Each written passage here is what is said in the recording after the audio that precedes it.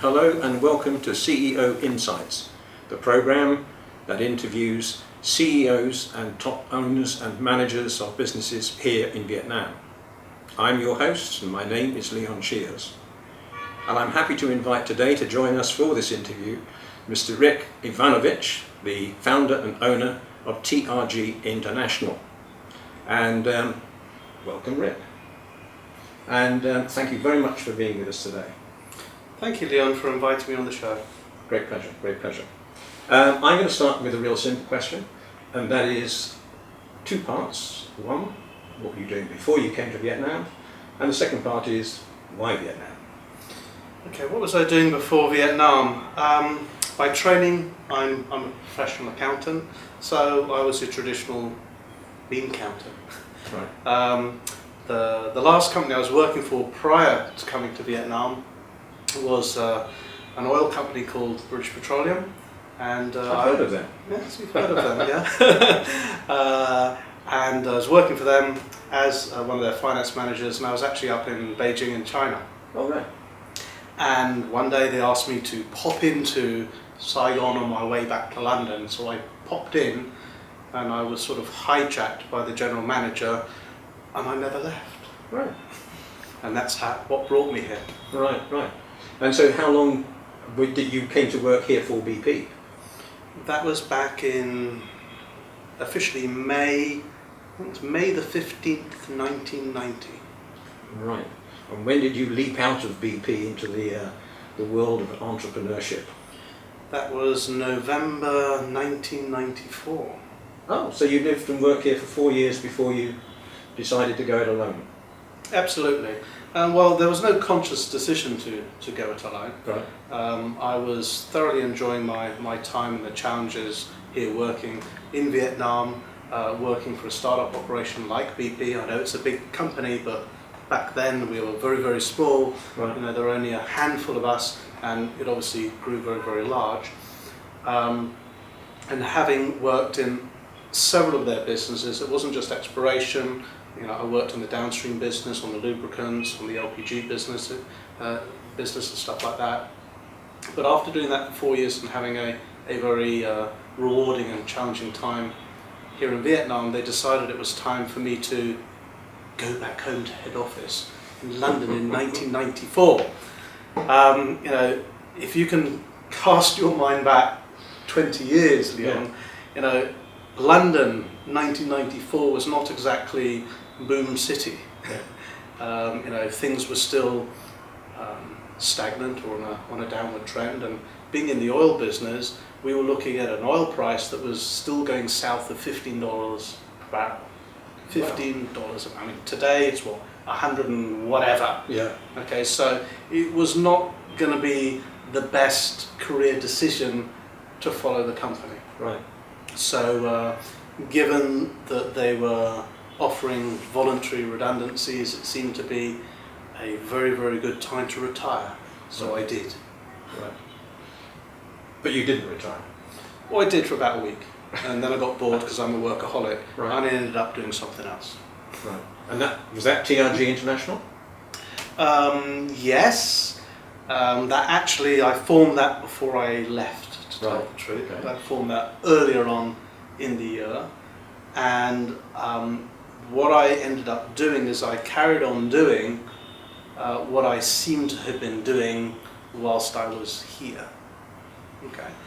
If we go back to the early days, like 1990, in 1990 there really were very, very, very few foreigners here.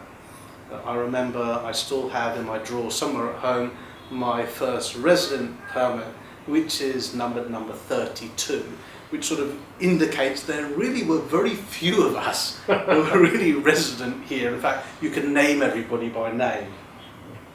And in those days, obviously, it was a little bit cliquey because, you know, it's a very small community, so everybody knew everybody. We all helped each other out. To a certain extent, it still is. It still is. Community. It still is, but you know, we're not talking hundreds of people now. We're talking tens of thousands or more, 100,000 people here. But back there it was very small. You know, our circle of contacts really that were expat were really the other oil companies. Right. Because they were one of the first waves to come in here as an industry. And so yeah, I was friends with all the equivalents of myself, finance managers, and we used to compare notes on how we do what we do, because we all had exactly the same problems. Yeah. Being a systems accountant as I was, they were always interested in what we use, and I said, oh, here's the box type of thing, and a few months later they said, well, I got the same box type of thing, what do I do with this disk thing? And I said, over the weekend, let's set it up for you. So inadvertently in my time here, I had actually implemented accounting systems in most of the oil companies in the country. And so the vendor approached me and says, well, as you're leaving, don't you just carry on doing what you're doing? But I'm a bean counter, I didn't necessarily understand all of this. So I thought, yeah, why not? Okay, and so I left, and before I knew it, everybody that I'd known over the last few years, and in the exploration business, you're usually somewhere for only a couple of years, and then they move you to another country, right. And then another and another. So I was getting all these calls from all around the world saying, hey Rick, can you go and do the same thing over here? So I was going to Africa, or I was going to India, or I was going around the region, implementing this system all around the place. Right. Okay. Was this your system or a system? No, this is a British system called Sun Systems. British at the time. It's American now, unfortunately. Right. And is that still your core product? That is, I'd say it's our bread and butter. I mean, we have been doing it now for 20 years. Right. So it has grown in leaps and bounds. It did grow on the back of oil. But then as people moved out of the oil industry and into others, they pulled me into those industries. Right. They've especially brought us into hospitality, so we do a lot of hotels. Right. In fact, most of the five-star hotels in Vietnam, like this one. So we now have a customer base for that product in 70 different countries. 70? 70, yes. Including Vietnam, of course. Of course. But Vietnam was never our target market. Right. When we first started up, all the business was outside Vietnam. Right. In the international market. And as we built the company up in the region, we were always after the international market, but we never ever focused on any individual country. And I think it was only until probably this decade, or this century as it were, that we started looking at Vietnam as a real market to look at. Right. We were really using Vietnam as a resource base and really playing labour arbitrage. So our target clients were in Europe. Right. Okay, or as far away from Asia or as far away from Vietnam as possible, where the rates are obviously significantly higher. Yeah. And the challenge was to spend some years in developing a professional team here that are Vietnamese. Yeah. And then sending those people to Europe and playing the labour arbitrage game. So the financial package was your core application. How did you move on from that to others? Well, the financial package, obviously solves one set of problems. And as time went on, some of our clients obviously grew older.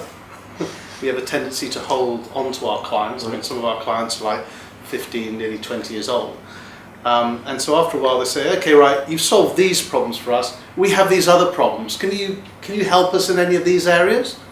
And one by one says, yes, we can help with that, and we can help with that, and we can help with that. And it's just a matter of finding the right solution for them and basically solving whatever their problem was. So that's in fact writing a new application?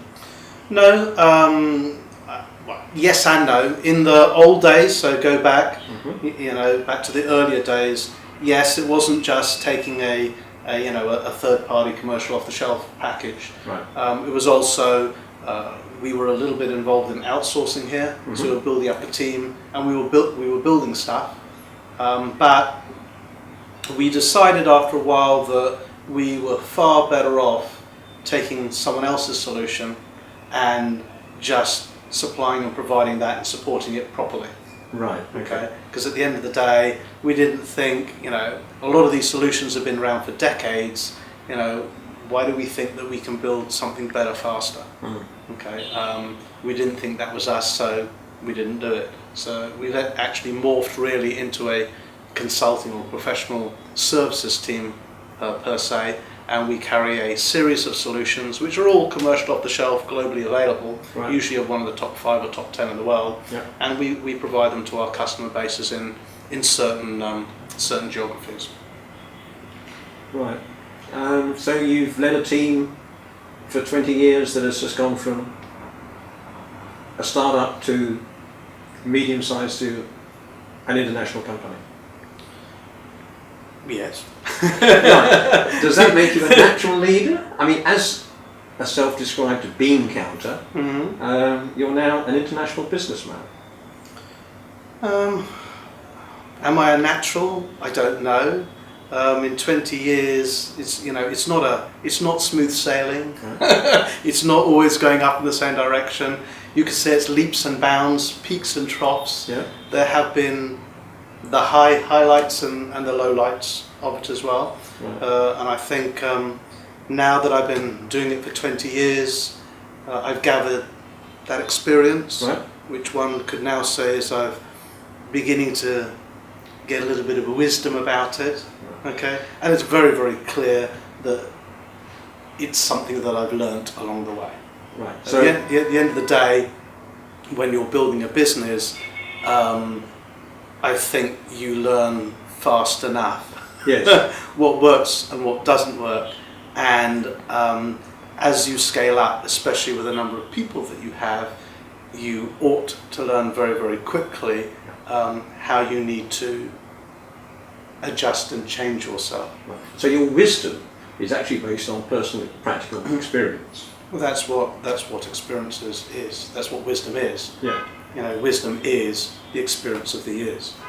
And so for people wishing to start a new business or are embryonic in their business, could you give us some ideas of the pitfalls that they should avoid and things they should look out for, and maybe possibly even targets they should aim for? I wouldn't necessarily say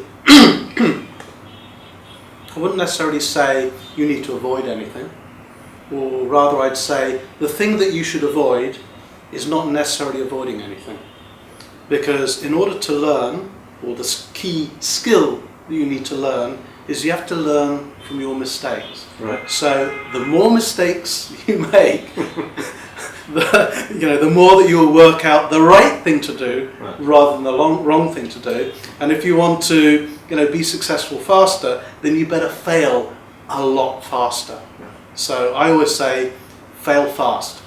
Well, it's interesting because there is an old saying, of course, that he who makes no mistakes never made anything. Absolutely. Yeah. What do you think the development situation is like at the moment here in Vietnam? There's always these reports about business confidence, and it doesn't seem to rise too quickly at the moment. Do you think there's a real reason for negativity in confidence terms, or do you think it's the fact that business has changed, and whereas once upon a time there was some fairly quick money to be made out of real estate or out of gold or currency deals, whereas now business is much more competitive and management skills are now required? I think again, if I reflect over the last sort of 20 years or so of Vietnam and how things are changing, is yes, it's still not a fully developed country, that's clear, but it's a lot more developed than it was before. Right. And when we're looking at a lot of the companies, they're no longer young. No. They're no longer startups. When I look at my own company, it's 20 years old now, we're not a young company anymore. We've been at it for several decades, and therefore, we've matured a bit. Mm-hmm. And so maybe our approach to things is different. Okay. I'd say that in the early days of Vietnam, I could see a lot of people entering the market, whether they are Vietnamese or foreign, and as you said, there are a lot of these quick wins. It might be in some of the areas that you pointed out, but people will start out business, find a niche, make a killing, move on.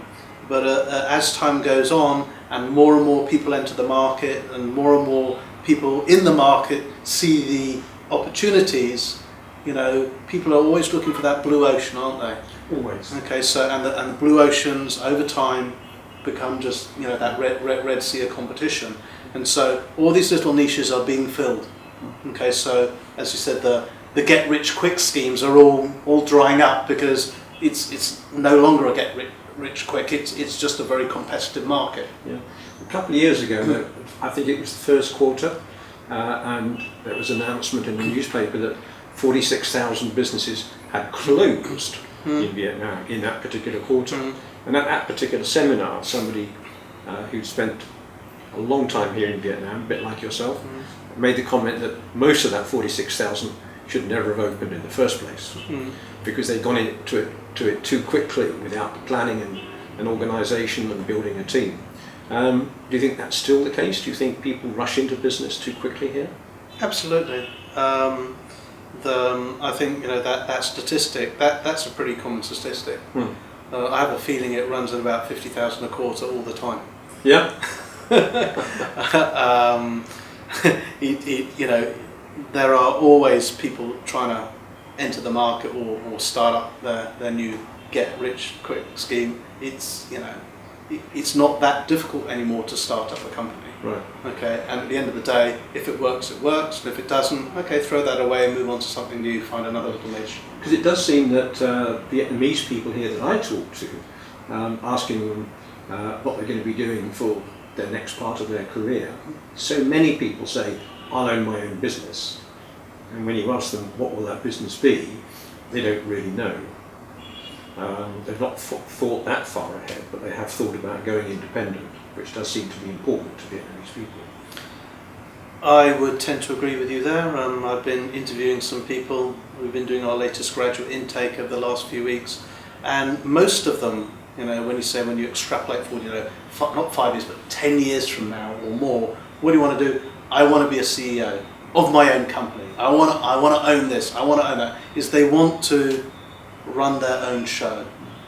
Okay, but as you say, that very few of them have any idea what it is.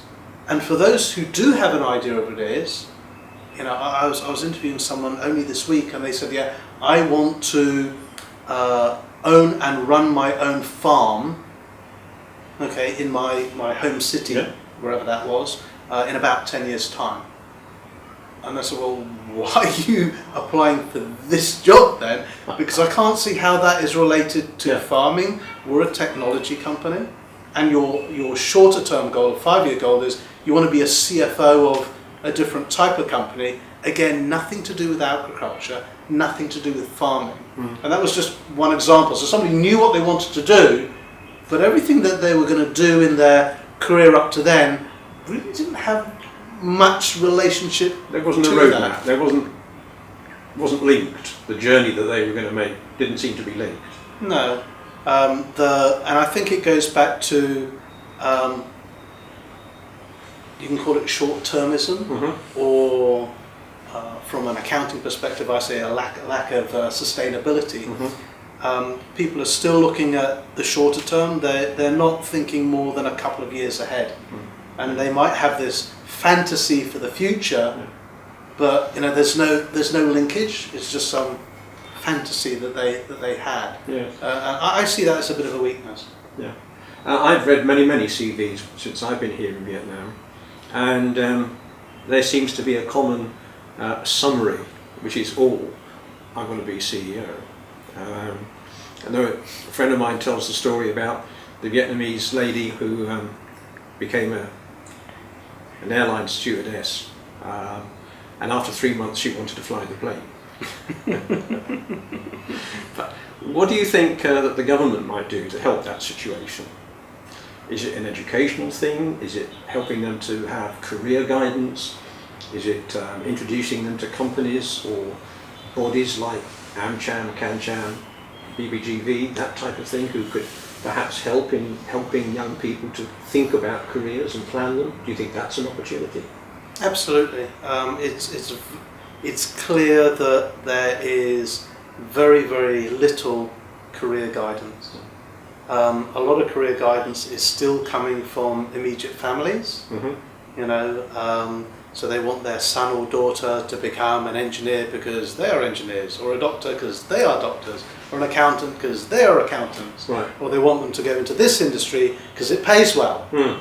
You know, so it's what they want, not necessarily what the son or the daughter wants. And then from the son or daughter's point of view, depending on how they brought up, if they haven't been brought up to challenge their parents or their elders, then they will just follow or do as they're told, which usually results in, it probably takes them 3 years or so to work out after they've graduated what they want to do. Right. Okay, because they attempt to follow the path, and then if is there something they really didn't want to do, they obviously are going to do badly at it, Yes. and therefore it takes a while for saying, well, maybe you should do something else. Yeah. The other thing is that there's not enough education of these younger folks to show them what opportunities there are, Right. what the different career paths are. And one of the challenges we have, not just in Vietnam, but even if you go back to home country UK, Mhm. is, and if you read any of the reports about what's happening about talent, the jobs of the future, okay, are different from the jobs today. Yep. Even the jobs today didn't exist 30, 40 years ago, or even 20 years ago. Yeah. So you have to be a little bit careful on where you're getting your advice from, okay? Because you're really going to be thinking forward of what's the requirement going to be in the future. As I said, there seems to be very, very limited assistance to people to help them decide what to do. A lot of them just want to work for a foreign company. Yep. Because they're run differently, and therefore, it's going to be different, and it's They'll more get more open, money and they'll learn transparent. English. Yeah, learn English, but it's also more direct, more open, more transparent. Yeah. And maybe they have a chance of being who they really are. Right. Okay, so they have an aspiration to do that, but until they get in, they don't really know what it's like, and it might be quite difficult for them. But anyway, going back to career paths, there are some solutions to that. We, coincidentally, do have a solution for that, Right. that is targeted at younger people. It's been very, very popular in the Western world, not necessarily for young people, but for more mature people. Oh, right. Because what happens, as we've seen with the global financial crisis, lots and lots of people have lost their jobs. Yep. Okay, and they have to think about moving into a different industry, a different career path, because maybe their jobs really don't exist anymore. Right. And so therefore, by taking some of these assessments, they suddenly get a long list of all of these different options which maybe they've never ever thought of before. Okay? And we have that available for here from Vietnam. Well, certainly it's one of the things that I always say to young people is you must realise that you start work at 8:30 in the morning, you finish work at about 6 in the evening, you do it for 5-6 days a week, and you do that for 51 weeks of the year. And if you're going to do it that long, you've got to enjoy it. And it's got to be something you're good at, otherwise you'll always be unhappy. Absolutely. Yeah. It seems to me that the universities have a role there of trying to help give people some different ideas of what career opportunities there are, and not concentrate on money, but concentrate on making certain people can do the job and will have an interest in it. Do you work at all with universities? Yes, we work with a few of the universities because we obviously source our graduates from them, so we work closely with them. I am on the industry steering committee of some of the universities, Right. on some of their different degree programs. Again, from our HR side of our business as a company, and also in my role in SEMA, because I'm one of their regional directors. Right. From some of the work that we've been doing around the region, which is meeting with a lot of universities, meeting with a lot of the employers, and more importantly, running a series of round tables in Right. different countries, including Vietnam, is we've really been looking at you can call it the talent gap, the talent war, the talent whatever you want to call it. Yeah. And it's this mismatch, okay?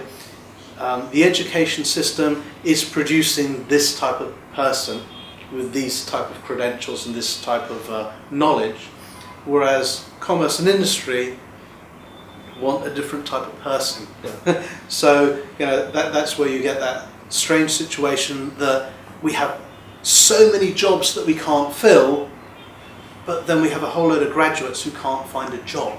Right. Okay, and that's because education is not producing the graduates that industry wishes to employ. Okay, some of that is a pure, huge skills gap. Okay, as in the subjects that they studied are not what we want to employ. I'll give one example. In the IT industry, okay, here in Vietnam, we have a target. The Prime Minister set a target. I think it was back in 2010, that by 2020, the IT industry in Vietnam would be one of a really, really key industry, and we'd have 1 million people in that industry. Okay. In order to achieve that target, given that we're in 2014 now, we need to be adding some hundreds of thousands of people into that industry every year until 2020. The only problem is that's far more than the university system is currently producing. Right. Okay. So are you saying that if everybody going to university learnt IT, then they still wouldn't be enough? No, that's not what I'm saying. I said Oh. the numbers of people that are studying IT, Right. okay, will not meet the Right, stated okay. goal. There's the universities, even though there's an opportunity there, if we put more people through IT programs, whether it's at university or through vocational schools, okay, we will be creating more employable people because there is a demand, Yes. okay, in the country for those people, but there's no supply. Right. And I'm sure it's the same in other industries and with other sectors as well. Vietnam has a huge reputation in the IT industry in terms of both manufacture and in terms of program. That's my understanding. Is that about right? Absolutely. It's two areas really. We can start with the programming. As far as engineers, there's always been an intent by the government to build up some larger IT companies here. We've seen that we have some large ones, and we have people like FPT, which is $1 billion company. Vina Games, $1 billion company. These are all big companies. Okay, but that's only a couple. Okay, we need more of them. But it's proving that it can be done. Okay, and the quality of the people that they have is sought after by those companies' customers. Okay, now when we go to high-tech electronics, obviously with I think it was really Intel that I think was the catalyst to spark it off with their increased investment of their plant in Saigon High-Tech Park. It was that $1.5 billion investment, and then we've seen the smartphone manufacturers move in, especially Samsung, okay, who have now invested something like I think $4 to $6 billion. They employ something like 25,000 people. I think by the end of 2015, 2016, it's the source of 40% of their global smartphone production. I believe in the first 6 or 7 months of this year, they exported something like $7 or $8 billion worth of smartphones. I think some of the numbers coming out of IT export are amazing. I mean, the country has to be congratulated for the growth and the development that it's done. Absolutely. And it's on the back of these that more will come in. If those companies have been successful, Samsung, that was only smartphones, but now they're looking at their other high-tech products like, flat screen TVs. And you have the other manufacturers like LG, okay? Recently, the recent one in the news was Nokia. Since Nokia was purchased by Microsoft, Microsoft is now closing factories around the world and shifting all their production to their Nokia facility here. Okay, so if you actually look at that, just smartphone side, it wouldn't surprise me if there's going to be more than 100,000 people employed just in that sector, and that's just one. Yeah. Okay, and after smartphones, what next? Yeah. I think it's a really interesting development because quite often Developing countries are seen as just plain cheap labour. But if you've got cheap labour and good quality, and for a smartphone to work, it has to be made properly. Clearly, Vietnam has that talent. Absolutely. I think it has to start somewhere, and with that type of investment, with that type of activity, it's just a matter of moving up the value chain. Yeah. Okay, and that will of course happen. Looking to the future, what new problems do you anticipate that TRG International might end up solving? New problems. I don't think the problems are going to be any. They're not necessarily new problems, but maybe problems that we become aware of that our customers have. Right. Because I'm pretty sure they're not new. Nice problems that we know that we can solve and we are already solving. Right. You could call it new. Is that more and more Vietnamese companies are getting bigger, and they're going international. Good. Okay. They all need, they all have IT issues. They all have IT challenges. They can't necessarily take their Vietnamese system and use them in the other country because they have different accounting regulations and whatever. Okay. So what we are able to offer is, we can look after these companies here in Vietnam, but we can also support them in these other countries. As I mentioned before, we're already supporting a customer base in 70 other countries, and in many of these are beginning to be Vietnamese companies from Vietnam beginning to invest over there. So it's a new niche that we'll be pursuing. Right. Okay, so yes, you can have your friendly Vietnamese team here from Vietnam, whether it's from Hanoi or Ho Chi Minh City, looking after your IT stuff here, but we're also looking after them wherever else you are in the world. Right. So the more international Vietnam companies become, the more they can rely on Vietnam to help them. Absolutely. Yes. Absolutely. So that's the future for the company. And what's the future for one Mr. Rick? The future for me. I've been here for 24 years. That's quite a long time. Yeah. Quite a long time. At some point in time, it'll exceed half my life. There's still a lot of growth for the company, especially around the region. Over the last decade, we've been doing more and more in Vietnam, because prior to that we were like 0% Vietnam and all export. But now there's been more business here. I could say that. And is that with Vietnamese companies or international companies? A mix. Okay. A mix. So whether they're private Vietnamese, SOEs, multinationals, global multinationals, a wide range. But we've neglected the regional market. We used to, as I said before, we were focused not in Vietnam, so we were doing a lot more in ASEAN, right. And we really haven't been doing that for nearly a decade. Right. We still have customers around there, but we're not actively even looking. Okay, so we thought maybe it's about time that we looked again, especially with the freer movement of labour that's going to be happening next year when ASEAN opens up. So yes, we have to look at the adjacent markets. It's obvious. Again, more and more Vietnamese companies are going over the border, as it were. Yeah. And so we will follow them. Some of the markets around the region, they are recovering faster from the global financial crisis, and they're beginning to expand again. They're beginning to come up with new problems that need solving by us. So that will be something that we'll be looking at. I think it's quite interesting, because what you're saying, I think, is that the more Vietnam grows, the more opportunities there will be for TRG International, because there'll be more ways in which you can help your existing clients. Absolutely, but it depends how you look at it. Actually, at the end of the day, there is always opportunity. You just need to know where it is. Yeah. Do you see yourself sitting back and just sort of being a massive delegator and letting everybody else do it, or will you always be hands-on? I think I need to be less hands-on.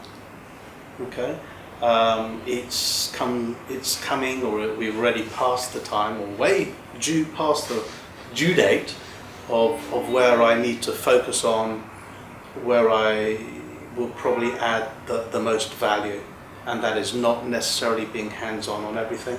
Right. I need to let go of more. Are you seen as, we'll ask Mr. Rick because he'll have the answer. Yes, I don't like giving the answers. Right. That's not my style. I know people like being spoon-fed, but that doesn't teach them anything. Yeah. So. What I've always suggested to my people is if you've got a problem, come to me with a solution. And then we'll either agree it or we'll change it, but we'll use your solution. Absolutely. I mean, come up with the different options and recommend one, and I will endorse it, Yeah. or not. But don't just give me the options and ask me to pick one, because I will never ever pick it. Well, Mr. Rick, I thank you very much indeed for your time. It's been really interesting talking to you, and thank you for being with us. Okay. Thanks very much, Leon. Great pleasure. Great pleasure. And this ends this session of CEO Insights, and we hope you've enjoyed the interview, and I hope you'll watch the next ones we have in our series. And so thank you very much indeed for being with us, and thank you for watching.